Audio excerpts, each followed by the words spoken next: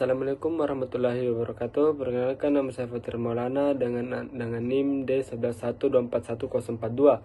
Saya salah satu anggota dari kelompok 12. Saya akan menjelaskan pengertian kristalografi dan mineralogi.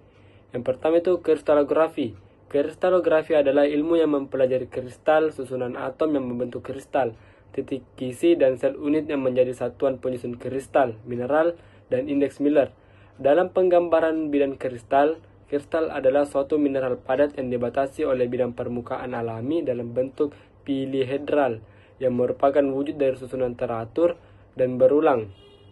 Atom-atom penyusunnya, kristal terbentuk akibat proses kristalisasi, yaitu proses pembentukan bahan padat dengan penyusun teratur atom atau molekul penyusunnya. Seringkali kristal ini berukuran sangat kecil untuk dapat dilihat tanpa bantuan mikroskop, sedangkan bahan padat yang atom-atom atau molekul yang tersusun secara teratur disebut dengan amorf atau gelasan atau non-kristal. Berikutnya itu saya akan menjelaskan pengertian dari mineralogi. Mineralogi merupakan salah satu cabang ilmu geologi yang mempelajari tentang mineral, baik dalam bentuk tunggal maupun dalam bentuk persenyawaan. Antara lain, mempelajari sifat fisik, sifat kimia, dan cara keterdapatan, cara terjadi, dan kegunaannya. Mineral dapat kita definisikan sebagai bahan padat anorganik yang terdapat secara alamiah, yang terdiri dari unsur-unsur kimiawi dalam perbanding tertentu, di mana atom-atomnya di dalamnya tersusun mengikuti suatu pola yang sistematis.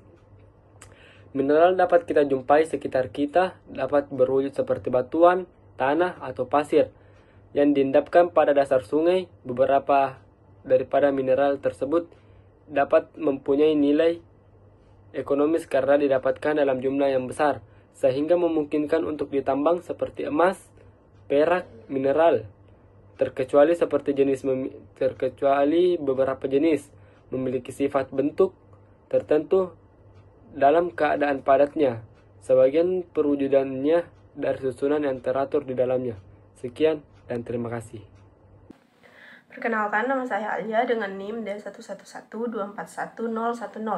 Di sini saya akan menjelaskan mengenai sistem kristal. Sistem kristal adalah cara pengelompokan struktur atom dalam satu material berdasarkan pola geometrisnya. Sistem ini menggambarkan bagaimana atom tersusun dalam ruang 3 dimensi yang kemudian menentukan bentuk fisik serta sifat-sifat dari material tersebut. Ada 7 sistem kristal utama. Di sini saya akan menjelaskan 4 dari 7 sistem tersebut, dan sisanya akan dijelaskan oleh teman saya. Yang pertama itu ada sistem kristal kubik. Sistem kristal kubik adalah salah satu yang paling sederhana dan simetris. Dalam sistem ini, semua sisi memiliki panjang yang sama. Sisi A, B, dan C panjangnya sama. Semua sudutnya adalah 90 derajat. Mau itu sudut alfa, beta, atau gamma, semuanya bernilai 90 derajat. Sistem kubik ini memiliki 3 jenis struktur utama, yaitu kubus sederhana. Kubus sederhana itu atom berada di semua sudut kubus. Selanjutnya itu kubus berpusat badan, dengan atom tambahannya itu ada di pusat kubus, dan kubus berpusat muka, atom tambahan di tengah setiap muka kubus. Contoh mineral yang memiliki sistem kristal ini adalah emas, pirit, dan halit. Sistem isometris atau sistem kubik seringkali digunakan secara bergantian dengan sistem kubik karena keduanya memiliki karakteristik geometris yang sama. Sistem kristal yang kedua adalah sistem tetragonal. Sistem ini memiliki 3 sumbu yang saling tegak lurus, tetapi berbeda dari sistem kubik karena 2 sumbu yaitu A dan B memiliki panjang yang sama, sementara sumbu ketiga berbeda, bisa panjang atau bisa lebih pendek. Semua sudut tetap 90 derajat, mau itu alfa, beta, atau gamma. Terdapat 2 bentuk utama dalam sistem tetragonal. Yang pertama itu tetragonal sederhana. Atom-atom dari tetragonal ini berada di semua sudut, dan tetragonal berpusat badan. Mirip dengan sistem kristal isometris yang kedua, tetapi dalam bentuk tetragonal. Contoh dari mineral dengan sistem tetragonal ini adalah rutil dan autunit. Selanjutnya adalah sistem kristal tricline. Sistem kristal tricline adalah sistem kristal yang paling tidak simetris. Dalam sistem ini, semua sisi memiliki panjang yang berbeda. Sisi A, B, dan C panjangnya tidak sama, dan sudut antara sumbu juga berbeda. Sudut alfa, beta, dan gamma tidak ada yang sama. Tidak ada sudut yang tegak lurus satu sama lain, sehingga bentuknya terlihat tidak beraturan. Sistem tricline dibagi menjadi dua kelas utama, yaitu pedial dan pinakoidal. Mineral yang termasuk dalam sistem tricline adalah albit dan kaolinite. Sistem kristal yang keempat adalah sistem ortorombik. Sistem ini terdiri dari 3 sumbu yang saling tegak lurus dengan panjang yang berbeda. Sisi A, B, dan C itu panjangnya tidak sama. Semua sudutnya bernilai 90 derajat, mau itu alfa, beta, gamma nilainya 90 derajat. Dalam sistem ini terdapat 4 bentuk utama, yaitu ortorombik sederhana, ortorombik berpusat badan, ortorombik berpusat muka, dan ortorombik berpusat muka pada 2 sisi. Contoh mineral dalam sistem ortorombik antara lain adalah topaz, barit, dan epsomite. Sistem ini juga memiliki 3 kelas, yaitu dipiramidal, disphenoidal, dan piramidal. Assalamualaikum warahmatullahi wabarakatuh. Perkenalkan, nama saya Puput Steningrum dengan NIM D1112410229. Di sini saya akan menjelaskan tentang sistem kristal, yaitu heksagonal, monoklin, dan rombohedral. Yang pertama yaitu heksagonal. Keluarga kristal heksagonal adalah salah satu dari 7 keluarga kristal yang mencakup 2 sistem kristal dan 2 sistem kisi. Meskipun sering disalahartikan, sistem kristal trigonal dan sistem kisi rombohedral tidaklah setara. Heksagonal merupakan satu dari 7 sistem kristal dan mempunyai 17 kelas. Semua kelasnya mempunyai simetri yang sama dengan bentuk dasar dari heksagonal. Sistem kristal ini mencakup semua kristal yang mempunyai 4 buah sumbu. 3 diantaranya sama panjang dan terletak di bidang horizontal serta perpotongan antara masing-masing sumbu membentuk sudut 60 derajat. Mereka dinamai sumbu lateral dan diberi tanda huruf A dan dapat saling ditukar-tukar. Sumbu keempat tegak lurus terhadap bidang yang dibentuk dari sumbu lateral dan disebut dengan sumbu C. Panjangnya bisa lebih panjang atau lebih pendek dari sumbu lateral. Nah, yang kedua yaitu monoklin. Dalam kristalografi, sistem kristal monoklin adalah salah satu dari 7 sistem kristal. Sebuah sistem kristal dideskripsikan oleh 3 vektor. Dalam sistem monoklin, kristal dideskripsikan oleh vektor dengan panjang tidak sama, seperti dalam sistem ortorombik. Mereka membentuk prisma persegi panjang dengan jejar genjang sebagai dasarnya. Oleh karenanya, 2 pasang vektor berbentuk tegak lurus bertemu dengan sudut kanan, sedangkan pasangan ketiganya membentuk sudut selain 90 derajat.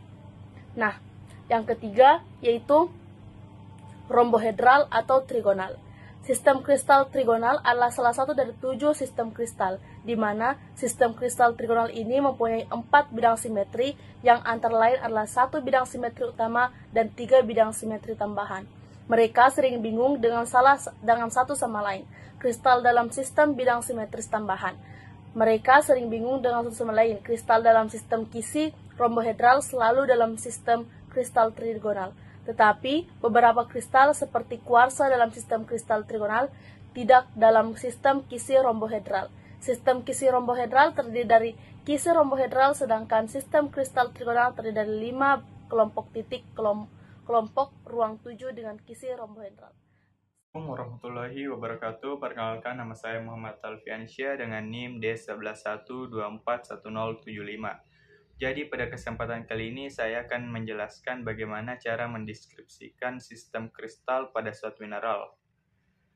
Jadi seperti pada praktikum yang dilaksanakan pada hari Sabtu dengan mata acara kristalografi, dilakukan pendeskripsian terhadap model maket atau peraga. Jadi saya akan menjelaskan cara mendeskripsikannya. Pertama-tama dalam mendeskripsikan suatu peraga mineral, yang pertama dilakukan adalah dengan mengukur sumbunya. Jadi dalam suatu sistem kristal terdapat 3 sumbu, yaitu sumbu A, sumbu B, dan sumbu C. Jadi contohnya itu dapat direpresentasikan dengan menggunakan 3 jari. Jadi yang ini merepresentasikan sumbu C yang tegak lurus vertikal, adapun yang ini merepresentasikan sumbu B yang horizontal, dan yang ini merepresentasikan sumbu A yang menembus bidang belakang dan depan. Baik, saya akan mencoba mengukur panjang sumbu dari peraga atau maket ini. Yang pertama, saya akan mengukur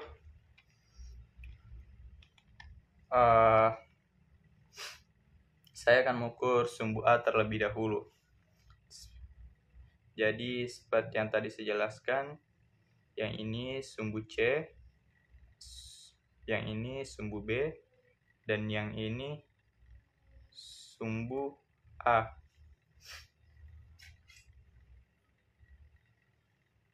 Saya akan mengukur sumbu A terlebih dahulu.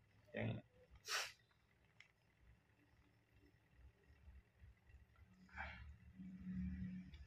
Panjang sumbu A yaitu 5 cm. Adapun sumbu B, yang ini yang horizontal, panjangnya 5 cm.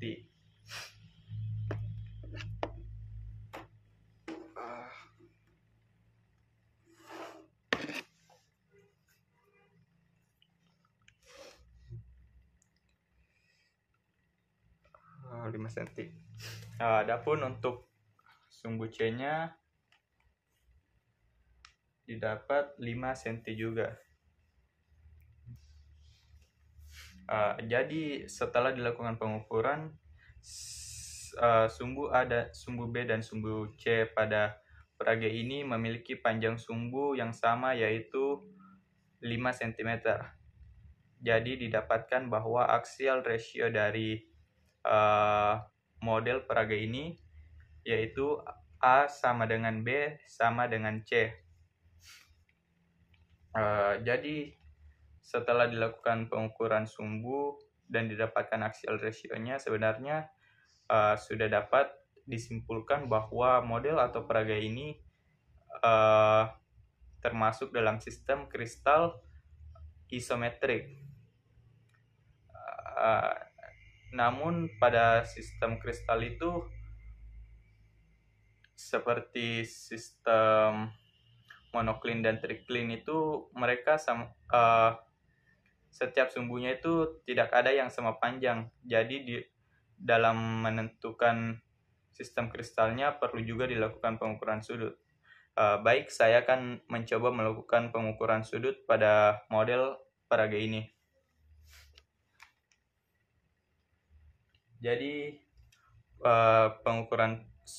sudut dalam sistem kristal itu terdapat alfa, beta, dan gamma. Sudut alfa itu terbentuk dari perpotongan sumbu B dan C, sedangkan sudut beta terbentuk antara perpotongan sumbu A dan C. Adapun untuk sudut gamma terbentuk dari perpotongan sumbu A dan B. Pertama-tama saya akan mencoba melakukan pengukuran sudut alfa, yaitu yang terbentuk dari perpotongan B dan C.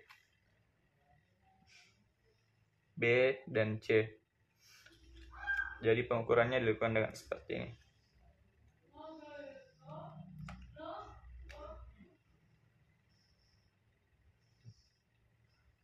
Nah, setelah dilakukan pengukuran didapatkan bahwa sudut alfa dari model peraga ini yaitu 90 derajat.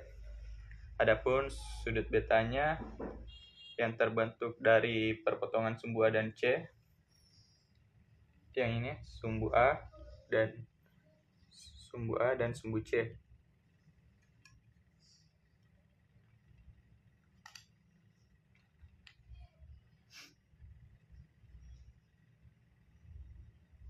Nah, setelah dilakukan pengukuran didapatkan bahwa sudut beta dari model maket atau peraga ini 90 derajat juga. Adapun untuk sudut Adapun untuk sudut gamma yang terbentuk dari perpotongan sumbu A dan B.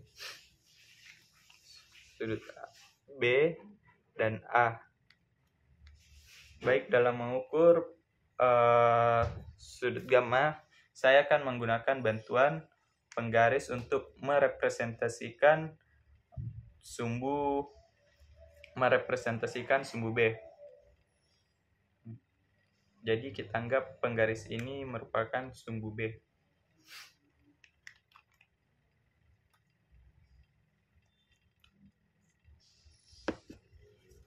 Baik, untuk pengukurannya itu dilakukan dengan cara seperti ini. Saya akan mengukur dari bawah agar lebih gampang, agar lebih mudah.